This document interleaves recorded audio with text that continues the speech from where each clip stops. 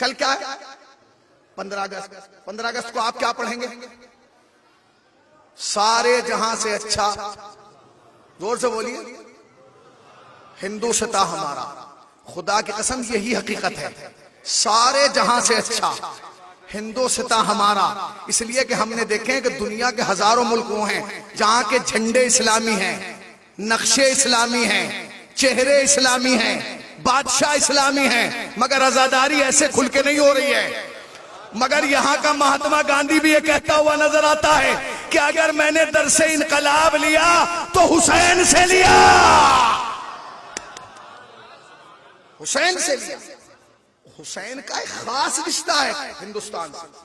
जब इमाम हुसैन मदीने से निकले हैं, मक्के पहुंचे, और मक्के से जब निकल रहे हैं तो अब रोक दिया गया। अब जब इमाम हुसैन को रोका तो इमाम हुसैन ने कहा कि तुम मुझे अगर अरब की धरती पर रहने नहीं देना चाहते तो मुझे इजाजत दे दो, मैं हिंदुस्तान चला जाऊंगा। ये रिवायत है, ये रिवायत है, आपने सुनी है बचपन से। हिंदुस्तान क्यों भाई? इमाम हुसैन ये नहीं कह सकते थे मुझे चीन जाने दो?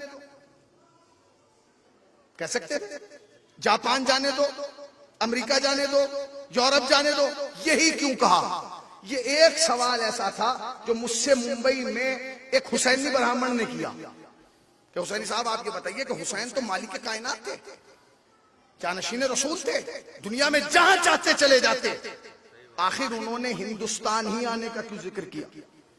अच्छा, वो दत्त फैमिली से, मशहूर फैमिली है वो, मैं यहां से नाम नहीं लेना चाहता, अभी नाम लूंगा सब कहेंगे कि जो उनका नाम मिंबर से ले दिया। मगर अच्छी बात किसी ने भी कही हो वो बयान करनी चाहिए। तो उन्होंने मुझसे पूछा कि मौलाना आखिर ये बताइए कि ये इमाम हुसैन ने हिंदुस्तान ही आने का प्रोग्राम क्यों बनाया? मैंने कहा भाई मुझे नहीं पता, आप बताइए। कहेंगे नहीं नहीं, मैंने कहा नहीं मुझे नहीं पता, मैंने नहीं पढ़ा तारीख में। तो उन्होंने मुझे एक बात बताई, कहेंगे सुनिए, जो ईरान का बादशाह था वो पारसी था, उसकी 2 बेटियां थी, एक बड़ी एक छोटी। बड़ी का नाम था मेहरबानो, छोटी का नाम था शहरबानो। तो वो जो मेहरबानो थी उसकी शादी हिंदुस्तान में एक बादशाह से हुई जिसका नाम था चंद्रगुप्त। उसकी शादी कहां हुई? हिंदुस्तान में चंद्रगुप्त से, बादशाह से। और वो जो छोटी बहन थी उसकी शादी हुई इमाम हुसैन से जिसका नाम था शहरबानो। और किया आपने? कितना पुराना रिश्ता है हिंदुस्तान का और हुसैन का, देखा आपने कितना पुराना रिश्ता है। हो गई शादी। जब इमाम हुसैन को मदीने से निकलना पड़ा तो इमाम हुसैन ने बहुत सारे लोगों के लिए खत लिखे। हमने तो एक ही खत सुनाया ना कल जनाब हबीब का। सारे खत मौला इमाम हुसैन ने खुद लिखे, मगर एक खत सैयद सज्जाद ने लिखा। वो किसको लिखा? वो चंद्रगुप्त के बेटे के नाम लिखा। वो कौन था? वो जनाबे, क्या हुआ भाई, क्योंकि जनाबे सैयद सज्जाद हैं शहरबानों के बेटे।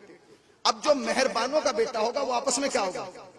भाई हो गए हैं? क्या हुए भाई?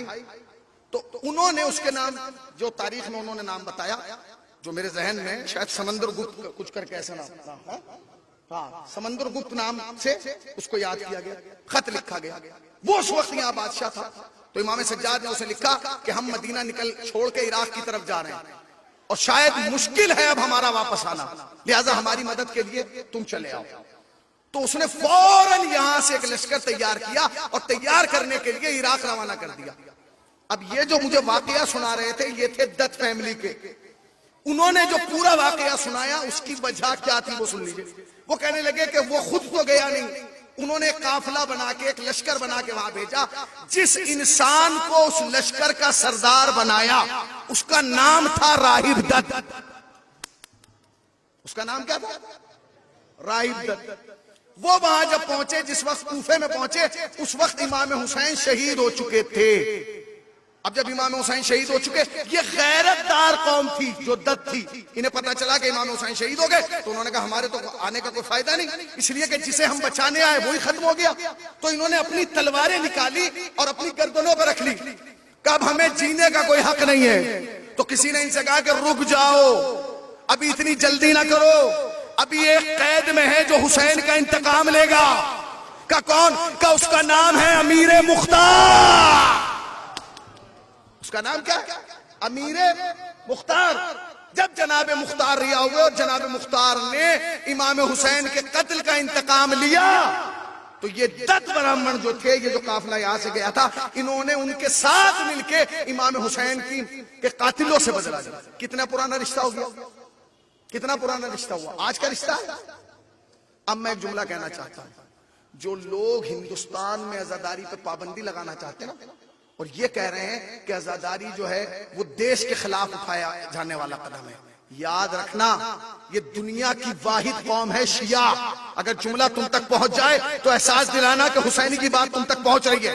मैंने बहुत सारे मुख्तलिफ मौज़ूआत तुम्हें आज जल्दी जल्दी में सुना दिए। क्या क्या, दुनिया की वाहिद कौम है शिया जिसमें बच्चे को माँ लोरी में सुनाती है कि बेटे जिंदगी में 2 काम याद रखना, एक हुसैन की आजादारी, दूसरे मुल्क से वफादारी। तुम कह रहे हो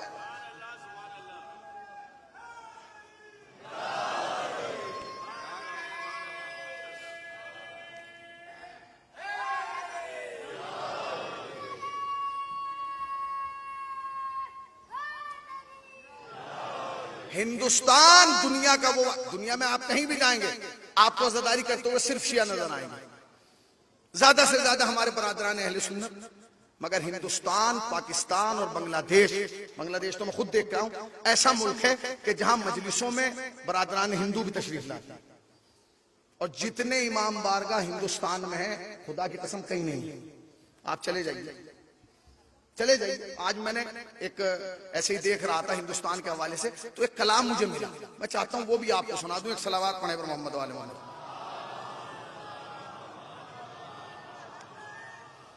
सुनिए अब जरा शेर, मुमताज भाई शेर सुनिए। बस एक ऐसा मुल्क है सारे जहान में, बस एक ऐसा मुल्क है सारे जहान में जिसकी सना मिलेगी हमें हर जबान में। सना समझ गए, तारीफ, जिसकी सना मिलेगी हमें हर जबान में। जिन खूबियों का नाम नहीं आसमान में, वो खूबियां तमाम हैं हिंदुस्तान में। जिन खूबियों का नाम नहीं आसमान में, वो खूबियां तमाम हैं हिंदुस्तान में।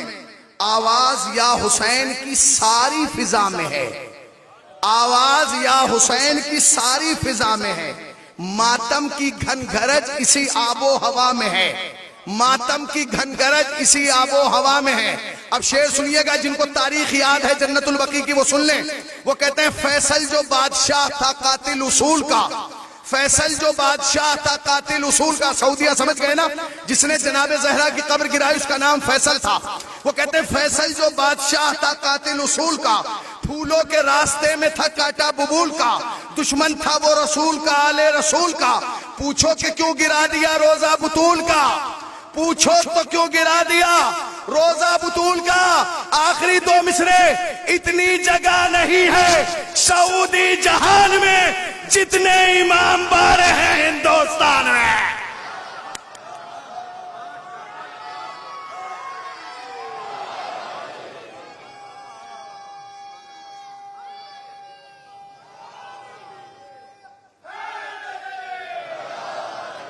इतनी जगह नहीं है सऊदी जहान में जितने इमाम बाड़े हैं। ये गलत है, इसीलिए तो हम कहते हैं सारे जहां से अच्छा हिंदुस्तान हमारा।